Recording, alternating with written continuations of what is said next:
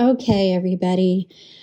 If you've watched my channel, you know what my number one favorite typewriter is, and that would be the late 50s Smith Corona Electric Portable 5TE series, and that's an electric typewriter. But if you want to know what my absolute favorite manual typewriter is, it is this one right here. This is a 1935 Royal Model O, but they're in the 30s. But the Royal Model O is my favorite, and this is why. It fits my hands. It has a fantastic feel. I love the glass keys with the chrome edges.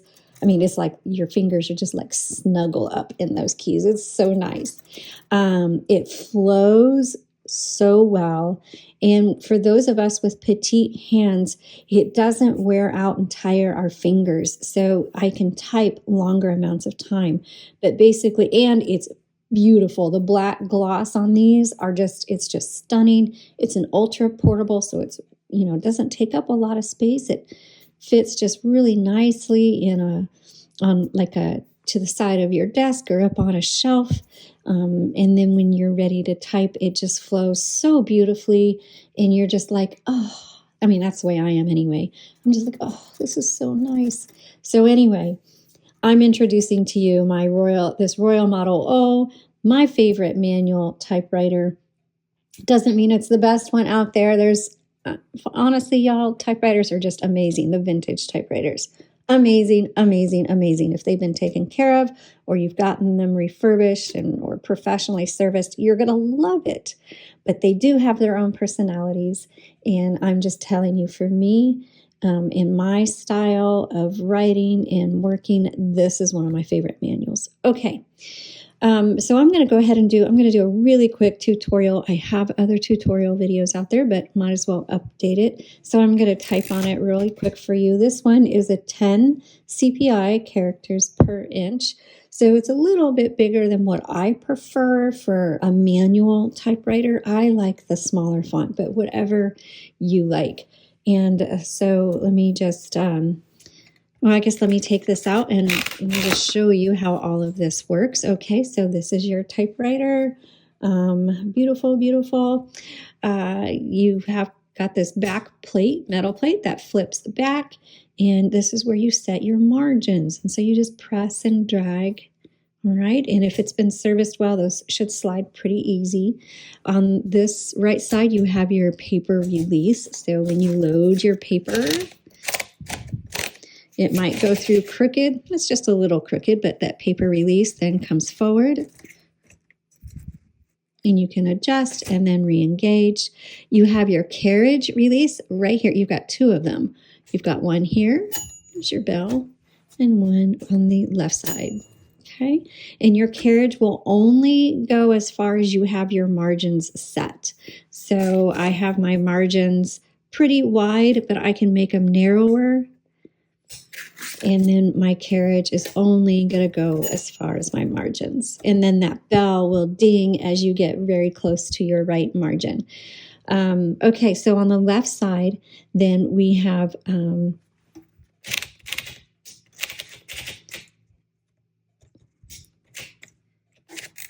just double checking, sorry.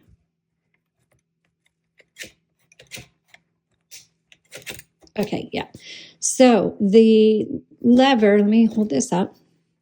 The lever closest to the handle, this is your handle, is your line selector. And there's no numbers or anything to indicate that. But this is double space and up is single space, okay? The lever up here is going to release the platen. So it's not clicking anymore. This is variable spacing. It just helps you line things up exactly where you want it to. And then you just re-engage. And then the other lever down here is your carriage release. Okay, so now the Royal Model O does not have a tab function available on it. It's a little more simple typewriter.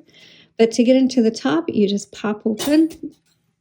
Okay, and then you have your typing basket here. It does use a universal ribbon. We have videos on our under the ribbon playlist, and that can help you learn how to change out your ribbon and make sure black is on top and red is on bottom. Here's your colors. This is your ribbon reversal. So right now it is going, which direction? It's going this way. And then you can reverse it and go this way, all right? And then this is your color selector. So right now it's going to type in black. If I go up, it'll type in red. And then there's a white dot over to the right, and you have to actually push down to go over there. That is a stencil setting. You don't ever want to use it. If it happens to get knocked over there, it's not going to type anything at all. Okay, and then this lever, let's close this. This lever right here, that is your tension selector, and that will determines how hard those type bars strike your paper, but your fingers also can determine that as well. So just set it to where you're comfortable. And also, if you want more information on vintage typewriters in general, I highly recommend checking out my new Vintage Typewriters 101 course for the price of taking me out to lunch. I have 23 lessons and for you, and a 64-page workbook that has all kinds of information on shopping for typewriters, buying them, taking care of them, how to use them, and so much more. Anything I could think of about typewriters, I'm putting in there, and it includes a private Facebook group where you can ask questions of Rob and myself.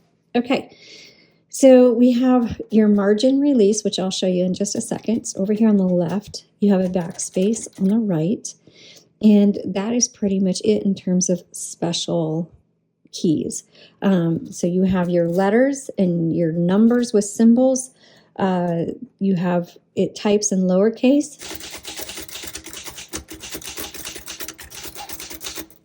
And then if you want to type in uppercase, you shift, and you can hold the shift if you're just doing one letter, but if you're doing multiple, you shift and you press back. That'll do a shift lock.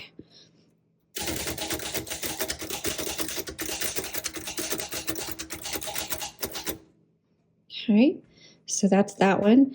Now the margin release, let's say you're typing a sentence. Oh, there's the bell that's saying, hey, really, you should hit the return handle now, but I'm going to go ahead and keep going. Oh, it's not going to let me. So margin release will release that lock. I could keep going and then hit the return handle on that. So, and then backspace, remember backspace does not erase, but if you make a mistake or you need the backspace, that is there. Mistakes, you just X through, you dash through.